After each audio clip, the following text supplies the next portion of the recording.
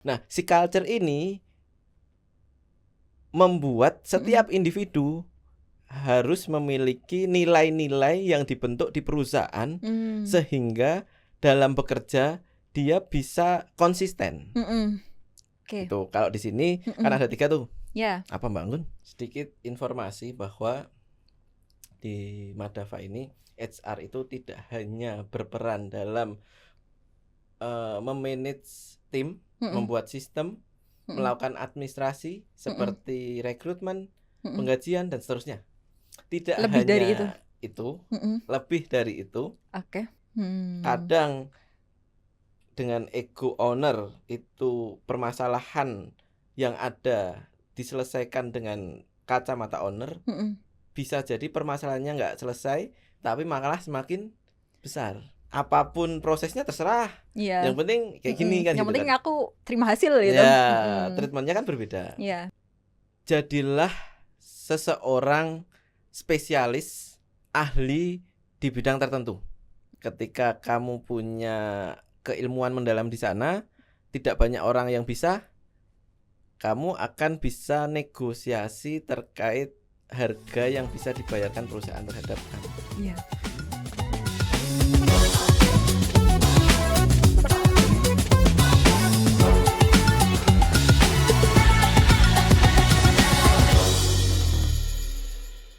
Halo Jobseeker, dimanapun kamu berada, kembali lagi di podcast HR First, podcast yang akan membahas terkait dengan seluk-beluk dunia human resource.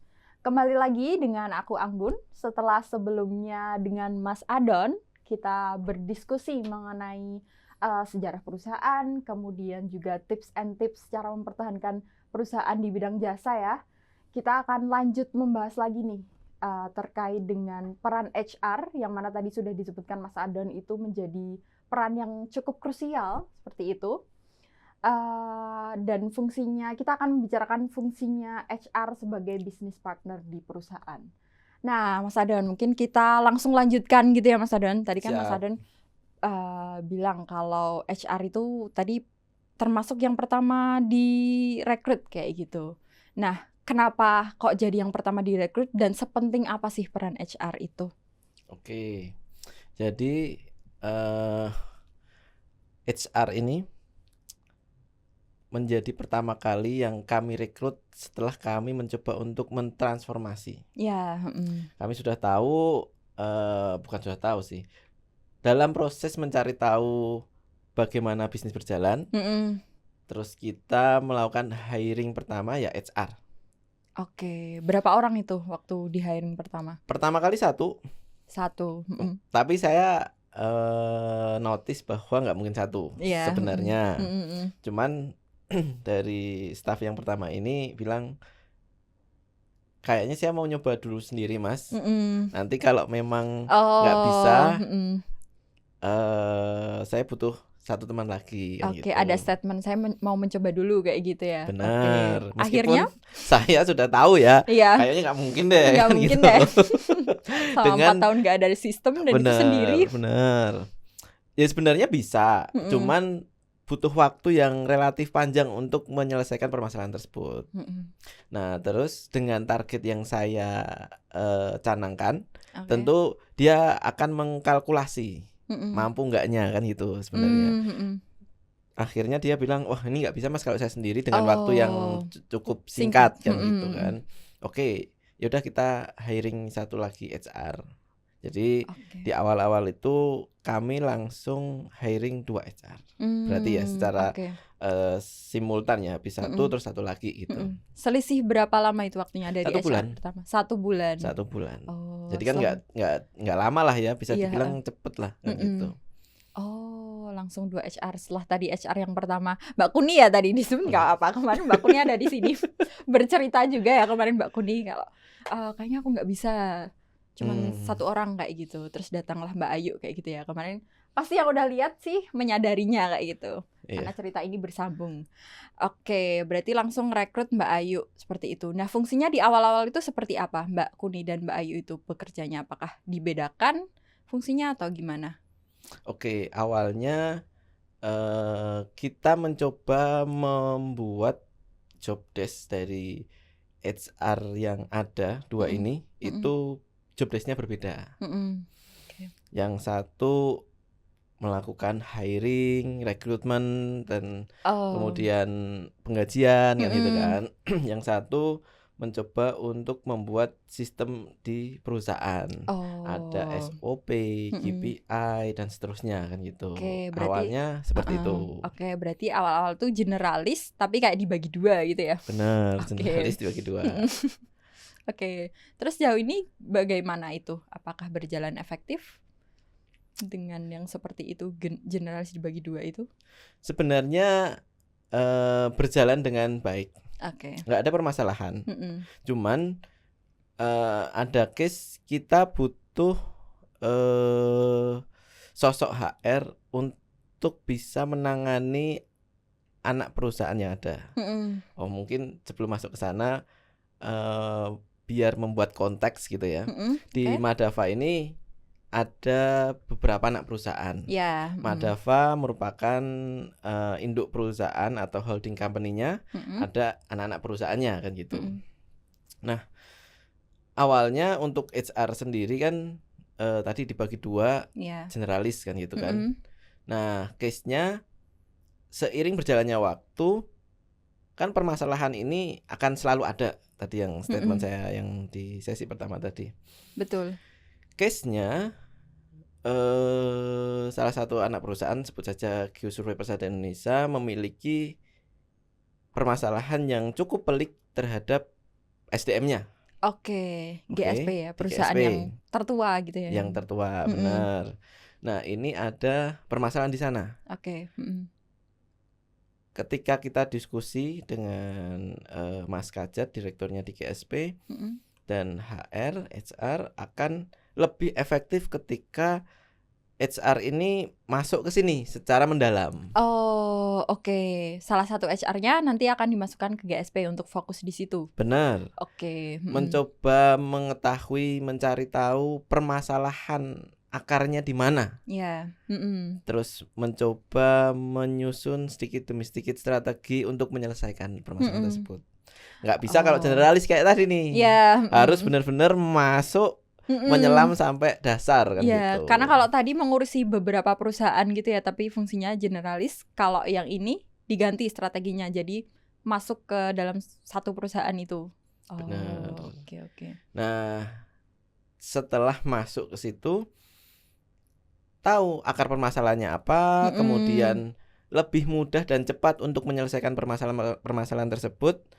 Sehingga saya pikir itu cukup atau lebih efektif dan efisien dibandingkan yang tadi. Benar. Jadi kalau ditanya yang sebelumnya apakah nggak efektif efisien, ya sebenarnya nggak ada permasalahan. Cuman ketika bisa masuk ke ini tadi, bisa mendeteksi permasalahan yang ada dan cepat menyelesaikannya. Case-nya di situ. Mungkin jadi lebih fokus gitu ya. Lebih fokus, benar. Kalau yang satu tadi kan ada dua ya. Yang satu itu masuk di GSPI, berarti yang satu lagi gimana itu Mas Adon? Nah, Mbak Kuni ini masuk di Madava dan Geobim. Saat itu belum ada Spatial Highlights, belum ada juga Asbim. Karena baru banget ya itu. Benar. Nah, di situ Mbak Kuni karena Madava juga saya bilang atau bisa dibilang permasalahannya cukup ringan gitu ya dibandingkan untuk saat ini. Untuk saat ini. Semoga aja seperti itu. Jadi tidak ada permasalahan yang cukup berarti. Jadi ya udah, maksudnya tidak perlu energinya terfokuskan di Madava sebenarnya. Nah, makanya Mbak Kuni mungkin kalau bisa saya prosentasikan, mungkin 70% berada di Geobim dan 30%-nya ada di Madava. Untuk tugas Mbak Kuni. Benar. Seperti itu. Sedangkan Mbak Ayu tadi di GSPI 100%. 100%. Nah, mungkin sedikit cerita bahwa di GSPI, di Geosurvey Persada Indonesia, Mbak Ayu jadi lebih mengenal person to person, karakternya seperti apa, kemudian membuat sistemnya gimana untuk mengakomodir bisnis GSP itu jadi jauh lebih mendalam dan lebih detail. Oke, ke akar-akarnya, benar, Benar. ke akar-akarnya. Jadi lebih detail. Jadi keputusan-keputusan yang diambil dari direktur itu biasanya hasil analisis dari HR. Kemudian, Mas, ini ada permasalahan seperti ini, mungkin cara penyelesaiannya dengan ini gitu ya. Terus nanti dengan data-data yang ada dan saran dari HR, direktur tinggal memutuskan mana yang tepat gitu. Oke, fungsi micromanage tadi ya? Nggak perlu, ya kan? Iya, dari HR sudah melaporkan, kemudian strateginya untuk memperbaiki, menyelesaikan masalah itu dibahas bareng-bareng seperti itu. Benar. Oke, sepenting itu ya berarti HR itu untuk memperbaiki sistem dan lain sebagainya. Bahkan di Madava ini juga kayak ada culture juga ya, Mas Adon. Nah, gimana tanggapan Mas Adon terkait hal itu, dan kenapa sih culture itu penting? Kan itu juga bagian dari tugasnya HR ya, untuk mempromosikan culture dan memastikan semuanya yang ada di dalam Madava dan semua anak perusahaannya itu culture fit seperti itu. Oke. Ini lagi-lagi informasi terkait culture ini berawal dari masa-masa COVID itu tadi. Iya, oke. Yang saya tahu kan gitu kan. Ini apa sih, kok perusahaan butuh culture kan gitu kan. Lagi-lagi dengan rasa ingin tahu yang cukup tinggi, cari tahulah apa sih culture, kemudian efeknya seperti apa, kenapa harus ada dan seterusnya kan gitu. Oke. Nah, singkat cerita, untuk bisa mudah memahami, ada contohnya. Jadi kan itu awalnya lebih ke teori, ya kan? Iya, oke. Terus ketika melihat contoh, itu akan mudah untuk, yang dimaksud seperti ini. Nah, contohnya itu apa? Contohnya salah satunya perusahaan bank, yaitu BCA. BCA itu punya culture yang cukup kuat di perusahaannya. Kemudian ada tiket.com. Terus ada lagi, kalau menggaungkan ya, kalau terkenal dan menggaungkan, cuman saya nggak yakin untuk diaplikasikan gitu ya. Oke, sudah apa diaplikasikan. apa ini maksudnya? BUMN itu iya. punya culture kan bagus gitu kan. sekali, ya. Iya kan? Bagus banget culture-nya. Akhlak ya kan. Betul. Cuman sudahlah kan gitu kan. Maksudnya ada yang menerapkan dan ada yang enggak. Cuman perusahaan-perusahaan besar dan bisa sustain panjang, misal tadi kan BCA ditarik lagi, itu Jarum Group. Iya. Di Jarum Group sendiri juga dia ada culture-nya. Culture sendiri ya? Ya, yang diterjemahkan ke anak-anak perusahaannya. Jarum itu kan ada beli.com. Terus BCA itu punya Jarum, Polytron. Terus yang kemarin ini dibeli bakmi GM, tau nggak? Sampai bakmi GM juga. Malah saya baru tahu itu. Itu dibeli oleh Jarum dan masih banyak unit usaha yang lain kan gitu. Nah, itu mereka menerapkan culture perusahaan sendiri-sendiri ya. Benar. Nah, kalau ditanya seberapa penting, mungkin saya sering membahasakan ke teman-teman di sini.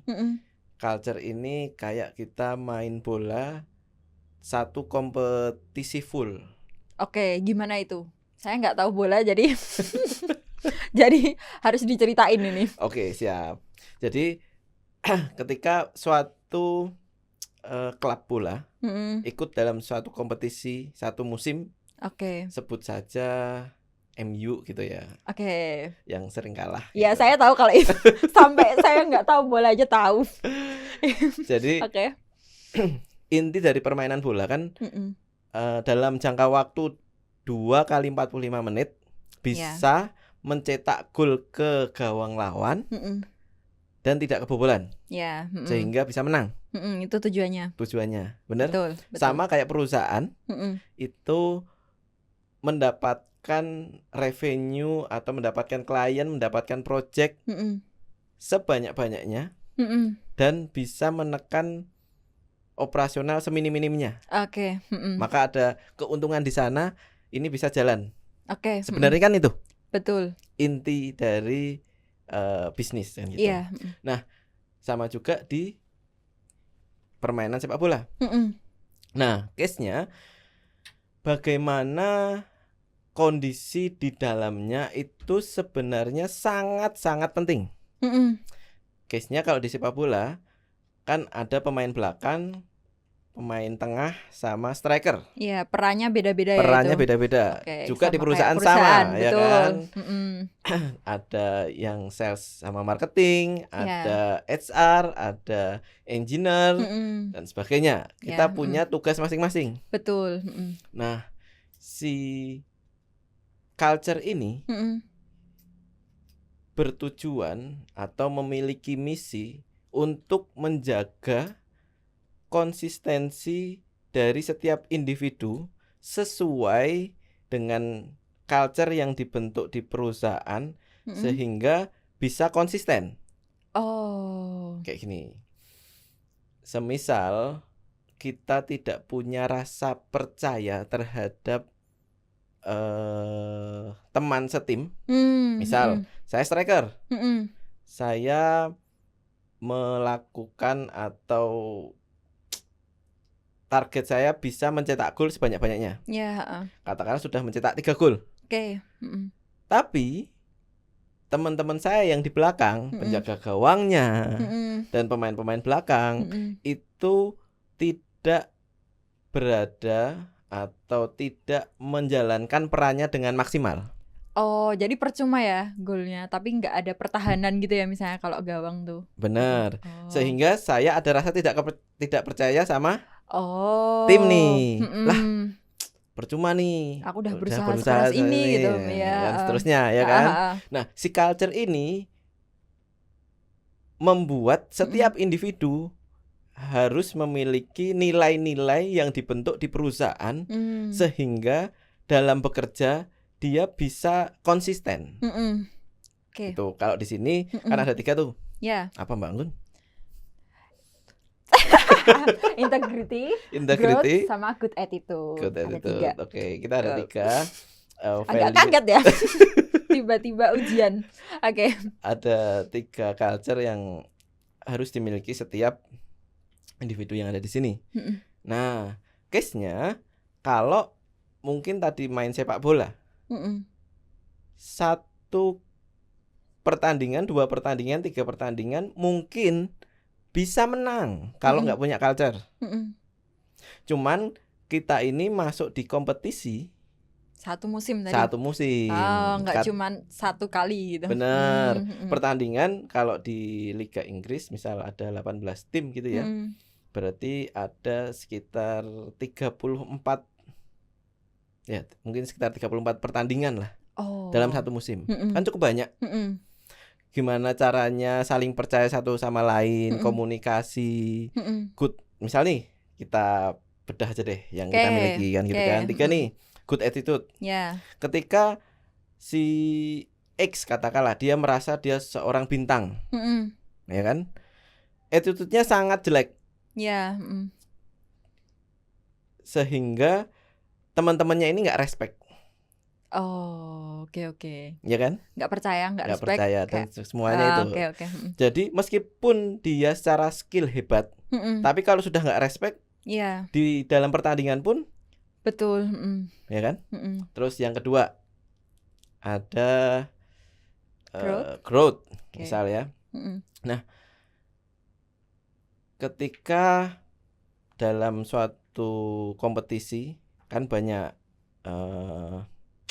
klubnya nih. Betul. Katakanlah 18 klub. Kita posisinya di bawah. Klub yang bisa dibilang peringkatnya gitu. Ya. Klub yang tidak punya banyak bintang. Oke. Mungkin kalau si Liverpool gitu yang sekarang lagi hot-hotnya gitu ya, banyak pemain lagi bintang. Bagus-bagusnya. Pemain dan bintang. Seterusnya kan gitu kan. Dan individunya juga oke. Nah, case-nya ketika klub di papan tengah atau papan bawah itu harus bisa meningkatkan kemampuan secara teknik, secara komunikasi, secara engagement sama tim, sama teman-teman semua.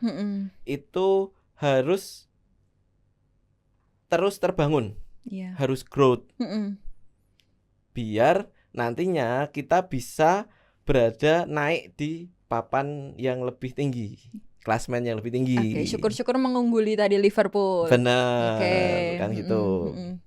Itu kaitannya sama growth. Nah, kalau tadi good attitude, growth sama integrity. Betul. Nah, integrity itu salah satunya misal kalau kita kan integrity kita pecah lagi nih. Ya, disiplin, ya kan? bertanggung jawab, jujur. Nah, terus nanti behaviornya juga apa nih, disiplin itu? Betul, ada lagi. Benar. Menjalankan instruksi atasan dan lain sebagainya. Nah, ketika integrity ini misal dari si pelatihnya menginstruksikan latihan hari Minggu besok jam 7. Ya kan? Katakanlah ada 11 pemain. Yang 5 itu on time, yang 6 berangkatnya baru jam 10, jam 11. Apa yang terjadi? Tidak integrity. Tidak disiplin, dan yang lain jadi ini udah ditunggu-tunggu juga itu. Nah, benar kan? Jadi suasana dalam tim ketika tidak memiliki culture yang baik, tentu tidak bisa memenangkan satu kompetisi full liga. Nah, begitu juga dengan perusahaan. Perusahaan ini kita cukup panjang jalannya. Kalau lari ya bukan lari sprint 100 meter, tapi kita lari maraton. Betul. 42 kilometer. Yang notabene kalau dikalikan ya 42 kali dari sprint 100 meter. Iya. Terus-terusan seperti itu. 42 kali, bener ya? 42 kali. Bener ya? Gak tahu. Bener mungkin. Tadi aku gak paham 42 kali apa.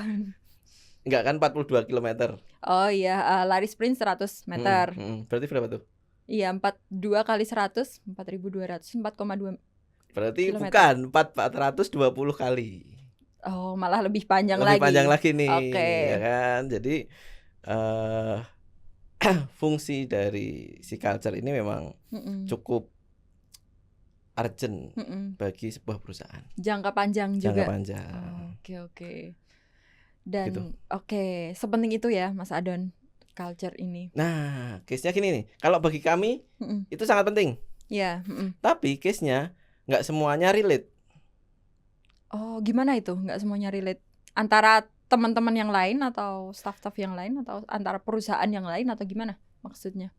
Kalau dari di tempat kita kan, ibaratnya ketika culture fit sama kompetensi fit ini harus ada, berarti kan ya udah kalau kamu nggak punya ya nggak di sini tempatnya kan gitu. Clear kalau misalnya di dalam.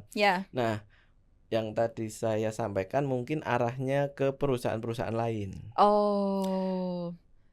Di perusahaan terkait survei pemetaan saja, mungkin banyak yang tidak menerapkan seperti ini.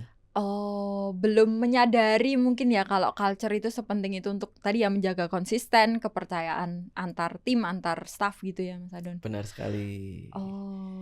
Dan banyak juga yang merasa aku kayak gini aja dapat project kok, untung kok selesai ya kan gitu kan. Ya samalah kayak kami waktu 4 tahun di awal itu gitu. Tapi lagi-lagi kan kita mau long last ya. Dan kalau bisa tambah lagi, tambah besar, terus punya unit usaha di bidang lain kan gitu kan. Itu ya teman-teman dicatat. Kerjanya tambah. Oke. Gitu. Oke, berarti tadi kayak kalau dalam perusahaan itu nggak cuman melewati satu proyek juga, nggak cuman lari sprint aja, nggak cuma satu pertandingan aja, tapi bermusim-musim kayak gitu ya. Lari maraton dan lain sebagainya yang jaraknya itu panjang, sustain kayak gitu. Nah, Mas Adon, kembali lagi di peran HR ya. Tadi kan mungkin juga terkait dengan mengkampanyekan culture juga. Kemudian juga tadi ada operasional fungsinya dan lain sebagainya. Tapi kan itu masih kayak pecah-pecah gitu loh Nah kan pasti itu perusahaan ada tujuan ya. Tadi kayak mulai memperbaiki sistem dan lain sebagainya. Siap. Nah itu gimana sih cara semuanya itu terintegrasi sehingga peran HR di sini itu menjadi business partner atau tadi ya kayak strategic planner supaya perusahaan ini bertahan dan nantinya mencapai goals-nya seperti itu.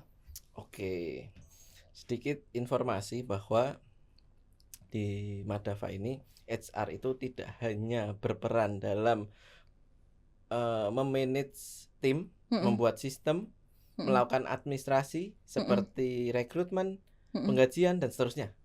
Tidak lebih hanya dari itu, lebih dari itu. Oke. Bahasa kami itu HR as a strategic business partner. Ya. Nah, kalau pertanyaan selanjutnya gimana sih itu kan gitu kan? Apa sih maksudnya? Ya. Nah, HR ini ketika melakukan tugas-tugasnya itu harus tahu tujuan, visi misi, kemudian plan yang dibuat oleh direktur. Oh, oke. Mungkin kalau bisa dijelaskan dengan bagan gitu ya. Jadi yang teratas sendiri ini sebagai owner itu harus punya visi, misi, tujuan. Oke, harus menentukan itu semua. Harus ada sebagai visi, owner. misi ke depan seperti apa, perusahaan mau dibuat gimana. Itu harus ada. Oke. Sebagai owner. Kemudian visi misi itu diterjemahkan oleh direktur. Oke. Nggak semua direktur adalah owner. Ya. Tidak semua owner bisa jadi direktur. Ya, kebetulan di sini jadi owner sekaligus jadi direktur. Betul. Jadi sudah tertranslatekan sendiri gitu. Bener. Nah, case-nya lagi-lagi tidak semua paham. Untuk bisa switch kapan berperan sebagai direktur, kapan berperan sebagai owner. Oh, menarik gitu. Oke. Menurutku itu sangat tricky. Karena egonya beda. Oke, gimana itu kalau Mas Adon membedakan dua peran itu? Jadi gini, semisal ya, ketika ada suatu case, permasalahan, saya tidak bisa misal ini permasalahan terkait operasional ya, itu tidak bisa memposisikan sebagai owner. Oh. Karena permasalahan ini mungkin akan semakin besar. Oke, terkait operasional tadi ya. Terkait operasional. Tidak bisa jadi owner. Benar, karena output dari owner ini itu tadi visi misinya tercapai, tujuannya tercapai. Oh, oke. Selesai di situ. Oke. Nah, dia kan cuman sampai output sebenarnya. Betul. Yang terpenting apa? Outputnya? Outputnya gimana, goalsnya tercapai gimana, kayak ya udah gitu, operasionalnya terserah gitu. Direktur ya berarti operasionalnya. Oh. Nah, ketika memiliki dua peran ini sekaligus, ini cukup tricky. Kadang dengan ego owner itu permasalahan yang ada diselesaikan dengan kacamata owner, bisa jadi permasalahannya nggak selesai, tapi malah semakin besar. Oh. Treatmentnya berbeda. Kan pengennya hasil akhir nih. Iya. Apapun prosesnya terserah. Yang penting kayak gini kan. Yang gitu penting kan. aku terima hasil gitu. Ya, treatmentnya kan berbeda. Iya. Makanya saya bilang tadi itu sangat tricky bagi business owner yang juga sebagai direktur. Gitu. Oh, oke. Kalau dari Mas Adon sendiri gimana? Kan berarti Mas Adon mengurusi semuanya ya, operasional, juga nanti yang di hasilnya dan lain sebagainya gitu. Nah, jadi memang lagi-lagi harus bisa tahu kapan memposisikan sebagai direktur, kapan memposisikan sebagai owner. Oke. Harus tahu dulu. Tugas fungsinya berbeda. Sehingga harus lebih mendalam menganalisis, oh permasalahan ini diselesaikan oleh direktur. Oh permasalahan ini diselesaikan oleh owner. Kita identifikasinya ya. Bener, kita pakai kacamata apa nih? Misal, oh ini mah owner, saya pakai kacamatanya owner nih.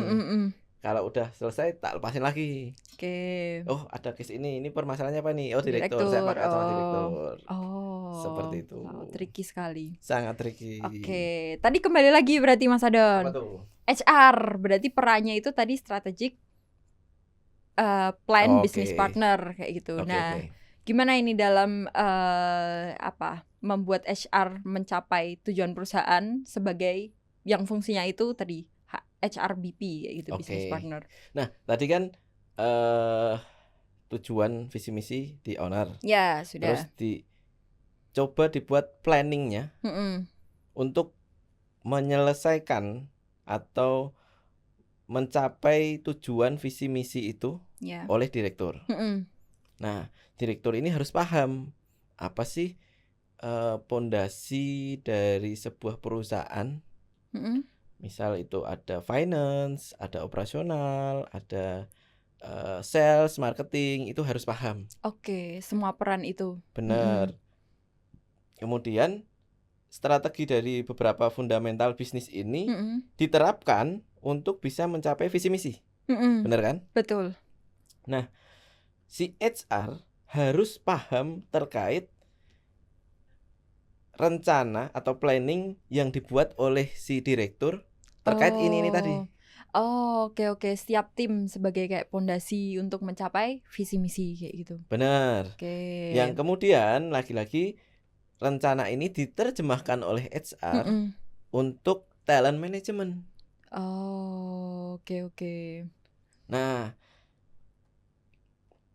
dari tim yang ada untuk mencapai ini tadi planning yang diterapkan oleh direktur, posisinya si HR harus melakukan mapping.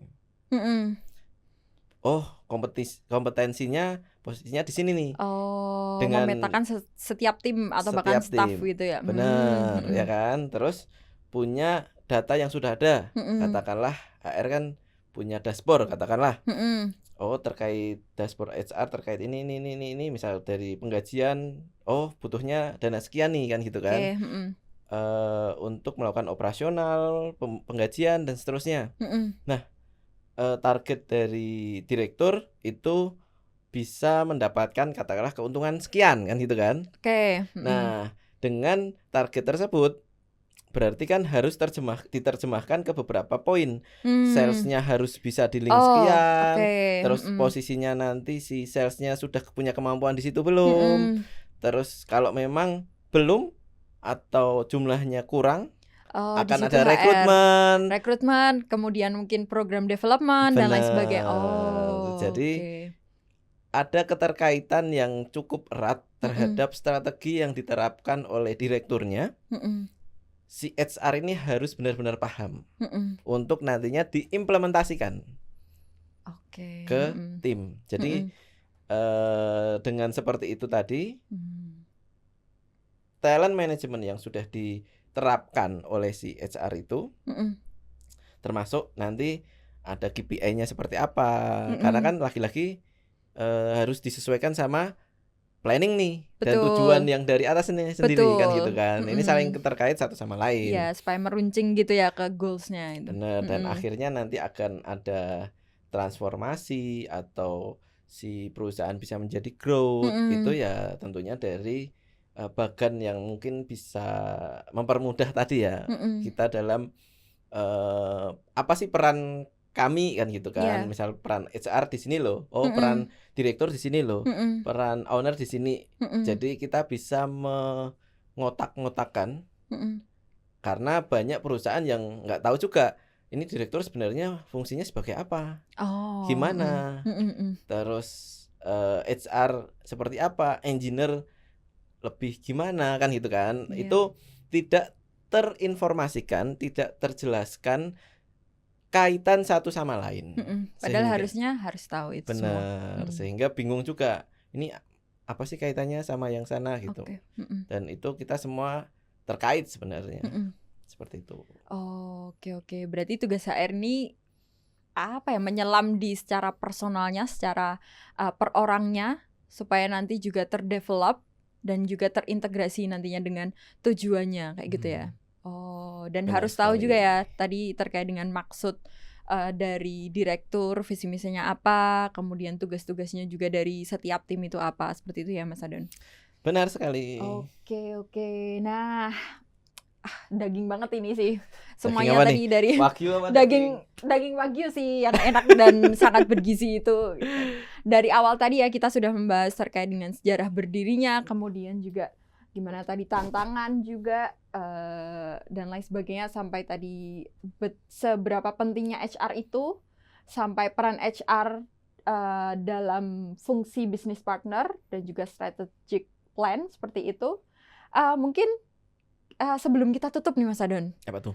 Closing statement untuk teman-teman job seeker atau mungkin teman-teman yang lainnya di luar sana yang sedang berjuang di bidang bisnis industri geospasial itu apa, dan BIM sih.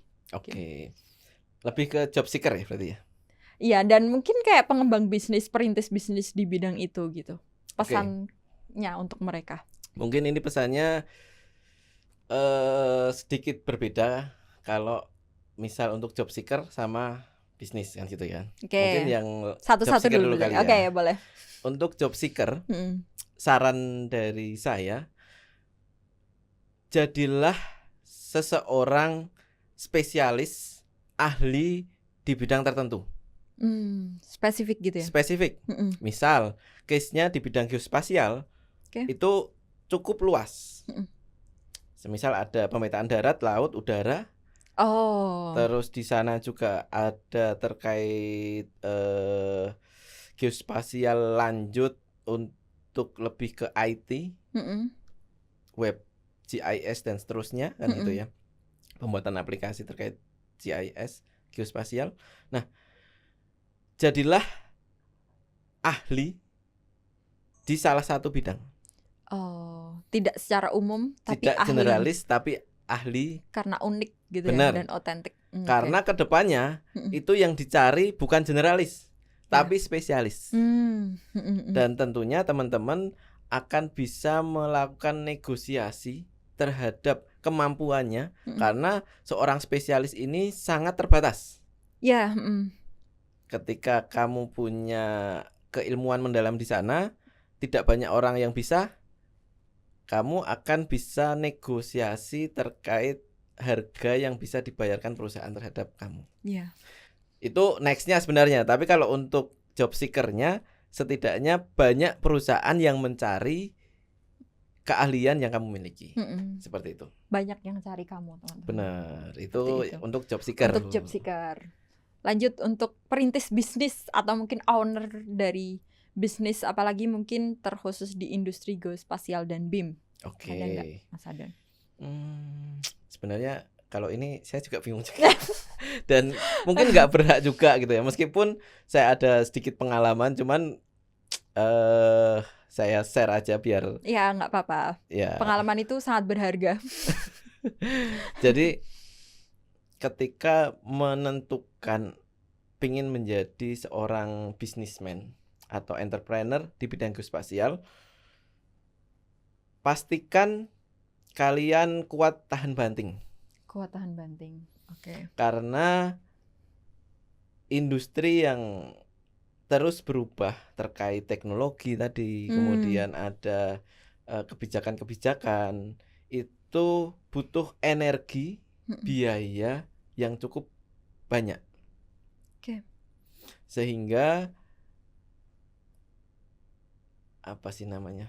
persisten dan konsistensi ini sangat penting.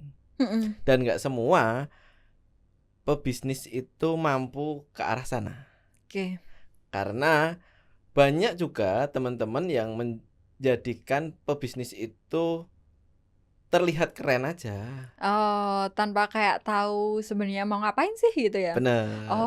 Nah, itu kan sebenarnya yang terjadi saat kami di 4 tahun pertama. Bener kan?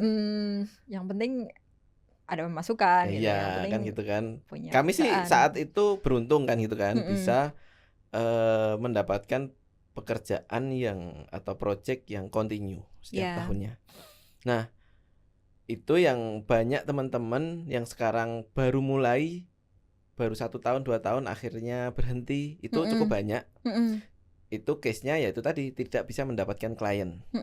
Nah, sekuat apa kalian tahan terhadap kondisi tersebut? Oh, oke. Dulu kalau di awal-awal benar-benar nih saya nggak ada pemasukan, it's okay. Saya belum punya tanggungan, belum nikah, belum punya anak, terus nggak ada kewajiban lain kan gitu ya intinya ya. Ya kalau rugi, ya udah rugi ditanggung Untuk sendiri. apa sendiri gitu. Ya kan. Jadi ketika mau menjadi entrepreneur, usahakan ketika memang belum punya banyak tanggungan. Itu yang pertama kan gitu. Dan tadi kaitannya sama kemampuan untuk persisten dalam menjalankan bisnis itu sangat penting gitu. Itu sih. Oke. Konsisten dan mungkin tadi tahan banting, resilient gitu ya Mas. Benar. Oke, itu tadi teman-teman. Berarti kalau untuk job seeker, kalian be authentic, jadilah unik sesuai dengan bidang khusus yang kalian minati. Dan untuk perintis perusahaan, mungkin jadilah konsisten, persisten, dan tahan banting itu. Seperti itu. Oke, terima kasih Mas Adon atas bincang-bincang dan diskusi kita pada kesempatan ini. Sama-sama. Mungkin semoga bisa bertemu lagi di next kesempatan. Siap. Gitu. Terima kasih sudah mengajak podcast pada siang hari terima kasih kembali. Saya juga merupakan suatu kehormatan ini loh, dari jauh-jauh dari New Zealand loh. Wah, iya sih. Ini berarti harus ada dinas perjalanan nih, apa nih namanya? Dinas perjalanan gimana? Uang perjalanan ya. Kayak gitu. DPR gitu kan. Ya, nanti ada uang perjalanan nih ya kan. Bisa menghubungi direktur kita ya, Mas Adon. Mas Adon sendiri. Jadi nanti monggo. Oke, terima kasih teman-teman yang sudah memperhatikan diskusi kita dari awal sampai akhir. Jangan lupa untuk subscribe dan follow semua platform sosial media kita di IG, kemudian di YouTube dan lain sebagainya, dan anak-anak perusahaannya juga ya. Dan sampai jumpa di HR First selanjutnya. Dadah teman-teman. Bye.